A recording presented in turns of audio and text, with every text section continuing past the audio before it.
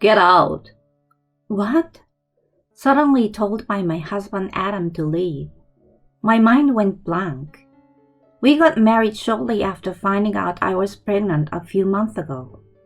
The birth is approaching, and I believed we'd soon be happily living together as a family of 3. But now, he's trying to kick me out of the house. Does he expect me, with no income, to survive on my own? Wasn't he looking forward to the arrival of our baby? As I struggled to accept reality, he delivered the final blow. Get out. Don't come back until I say you can. Wait a minute. This is so sudden. I don't understand. Just shut up and leave now. My husband, furious like I've never seen, yelled at me. Terrified by this new side of him, I fled the house. I'm Jane, 28 years old. I studied design at the technical college and got a job at a production company after graduation. Our company gets requests for designs, illustrations, company logos, and brochures.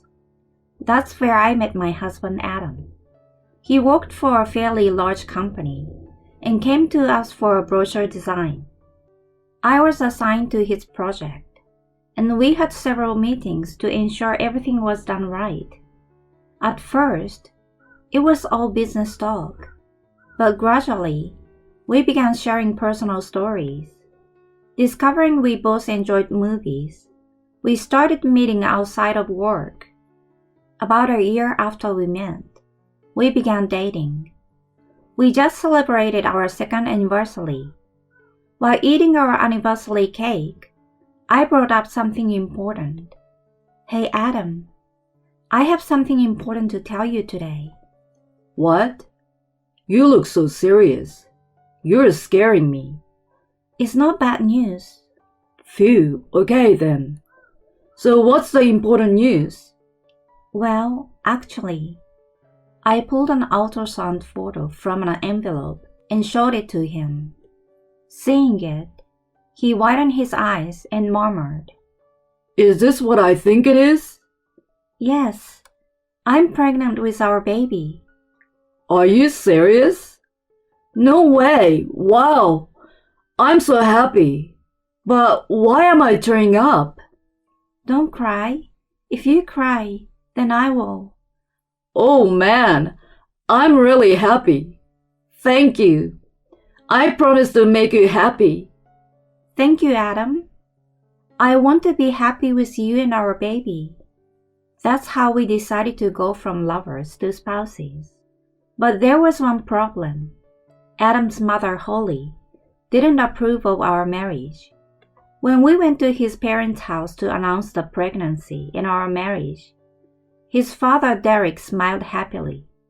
But Holly glared at me and accused me. You seduced my son.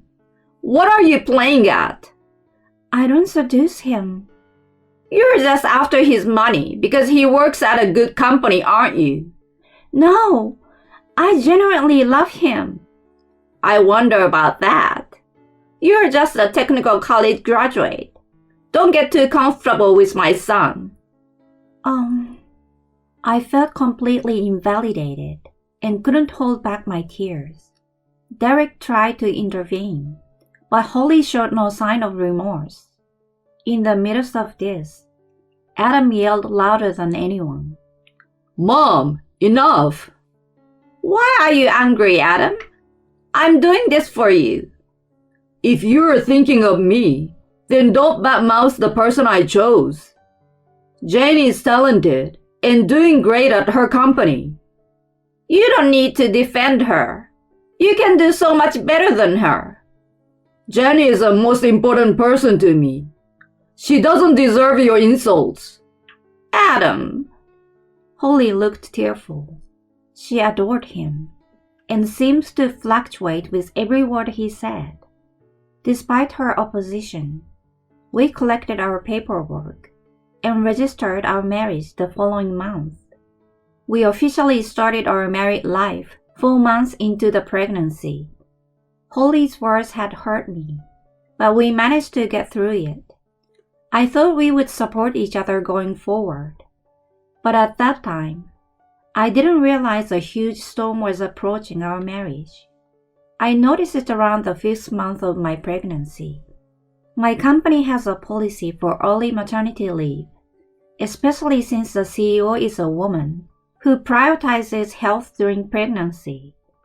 After I announced my pregnancy, they encouraged me to take maternity leave early. Grateful for my colleagues' kindness, I started my leave in the 5th month. Every heartbeat and ultrasound movement filled me with incredible love. I truly understand the preciousness of having a child with the person I love. Now on maternity leave, I plan to take it easy for the baby. I dreamed of going places with Adam and our baby. While showing him the ultrasound, we made plans for the future. Hey, where should we take our baby once they are born? Well, how about we all go to the aquarium we love? I was truly happy seeing my husband talk excitedly about it. Then, a few days later, while I was taking it easy and doing housework, the doorbell rang. When I opened the door, there stood my mother-in-law Holly, looking perplexed. "Oh, hi, Holly." She frowned at my calling her name. "Don't call me by my first name so casually. And how long are you planning to leave me standing here?" "Oh, sorry. Please come in." "You are quite disrespectful to your mother-in-law." She rudely kicked off her shoes and burst into the living room, sitting on the sofa with a sigh. "You weren't sleeping, were you?" "No, I was just cleaning." "Cleaning, huh? But I saw hair on the hallway floor." "I've only vacuumed the living room so far. I was going to do the hallway next." "You always have an excuse, don't you?" "Really? Is that how you trick my son too?" "No, it's not like that." "Well, whatever. I came here today to tell you something important." She stood up abruptly and came close to me, pointing coldly at my now slightly noticeable belly. "Just because you're pregnant, don't bother my son. Raise that child on your own." "Excuse me? What are you talking about?" "There are better women out there for Adam. Not someone like you from the bottom rung." "How can you say that? That's too much." "Shut up. You changed my son. He used to be such a good boy, but you made him strange. Divorce him." She threw holy water on me, shouting, "Demon!" while splashing it. I was beyond keeping my composure. Why? Why does this have to be happen to me? I just want to be happy with Adam and our baby. She seemed satisfied seeing me soaked in holy water and left soon after. Meanwhile, I felt completely broken. I should tell Adam about this, but I was too ashamed to admit how much his mother hated me. The next day, letters started arriving daily for Adam. At first, he didn't pay much attention, but recently, he has been frowning as he read them. One day, after reading a letter, he crumpled it and trembled. Concerned, I cautiously asked him, "Hey, you have been getting letters recently without a sender." It doesn't concern you. Why are you speaking to me like that? Just drop it. It's my mail, not yours. Sorry. After that day, his attitude became colder. He used to come home on time, but now he's late. On weekends, he used to go out with me, but now he goes out alone. Whenever I ask what he's doing, he just says, "It's none of your business. Don't worry about it." Even when I told him our baby was a girl, he briefly smiled, but then quickly went back to being expressionless. Can we really continue like this after the baby is born? That thought tightened its grip on my heart.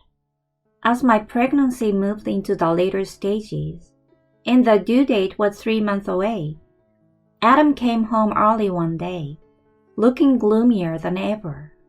The air was so heavy, I struggled to speak. But knowing something serious was up, I forced myself to ask, "Adam, is something wrong?" He wouldn't look at me. Then, in a shocking cold voice, he said something I will never forget. Get out! What? His abrupt words left me completely stunned. I was about to give birth, yet he's asking me to leave? The reality that I was being thrown out of my home was inescapable. He really wants me, with no income, to survive on my own? Wasn't he excited for our baby's arrival? As I couldn't comprehend this, he delivered the final blow. Get out! Don't come back until I say you can. Wait a minute. This is so sudden, I don't understand. Just shut up and leave now. Terrified my yelling husband, my legs shook. Not knowing what to do, I quickly packed some things and called my father. He said he would come to pick me up, and I decided to take refuge at my parents' house for a while. That's how I left the house, as if fleeing. The following days were tough. Adam wouldn't reply to my messages or calls. My father apparently talked to him once, but he was vague about the conversation. Why could my father talk to him, but not me? I couldn't stop crying from the shock. The next month, while cooking with my mom, the doorbell rang. My dad unusually answered it, so I continued cooking. Then, he called my mom and me into the living room. There stood Adam and Holly. Adam, it's been a while. Jane, have you been okay? How could I be okay? You've been ignoring all my calls and messages. What have you been doing? Why? I couldn't suppress my questions and ended up speaking harshly. My pent-up anger and sadness had definitely reached a peak. Adam lowered his head, his voice trembling as if he were crying. Jane, I'm really sorry. I had no other way to do this without telling you anything. What do you mean? I don't understand what you're apologizing for. I didn't want to do this either, but this was the only way to protect you. Protect me? I asked back immediately, not understanding what he meant. He nodded slightly and began to explain. My being cold to you and sending you back to your parents was all to protect you. That still doesn't make any sense to me. Do you remember the letters I was receiving? Yes, I remember. The ones you never showed me, no matter how many times I asked. Right. I brought them today. He took out a bunch of letters from his bag and laid them on the table. Reading the words in the letters, I was speechless. Divorce your wife. If you don't, your wife will be harmed. Do you care what happens to the child? Divorce a useless woman who can only bear a girl. Tears flowed freely as I read the heartless words. Adam had kept these letters from me to protect my feelings, just as he said. Not knowing who sent these, I thought it could be someone dangerous. I feared for your safety when you were alone during the day. So that's why you told me to leave? Yes. I thought our house might be bugged or under surveillance. That's why I had to say it like that. I'm really sorry. Adam. As I explained everything to your father over the phone and asked him to relay the message to your mother. I just wanted you to be kept in the dark until everything was settled. Why? Why did you have to bear this alone?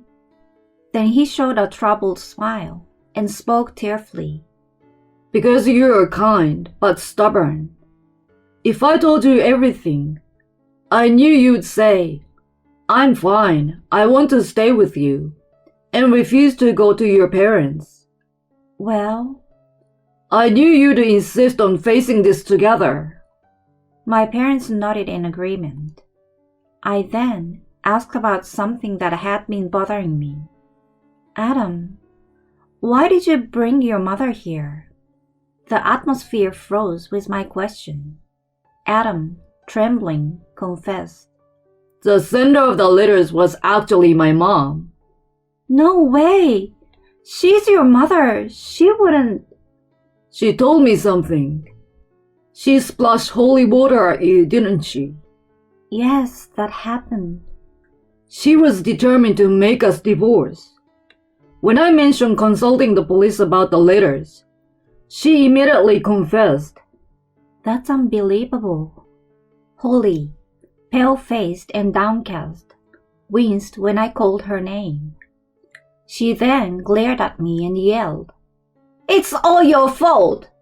My son hates me because of you!" Holly, if it weren't for you, Adam would still be with me. Overwhelmed, she screamed in distress, leaving my parents and me speechless. Adam, remaining composed, firmly grabbed her arm and spoke sternly. Enough already! How much trouble do you need to cause? You promised to apologize today, coming here. But she took you away from me, from your mother. Nonsense. You have no right to call yourself a mother after sending those criminal letters. I won't let you meet our child, and I won't see you again. Our relationship ends today. Stay out of our lives. No! Adam, please forgive me. She broke down in tears. I felt no sympathy, only pity for her. Later, her husband Derek forcefully took her home. It seems he is now considering divorce. Adam and I are suing her for the letters. Having only worked part-time before, she's struggling with multiple jobs to pay the compensation. As for me, I recently gave birth to a healthy baby girl. Keeping up with her rapid growth is my sole focus. Hoping her future is filled with light, we named her Lucy. She will have many experiences as she grows. As parents, Adam and I will support her as much as we can. That's our plan for now.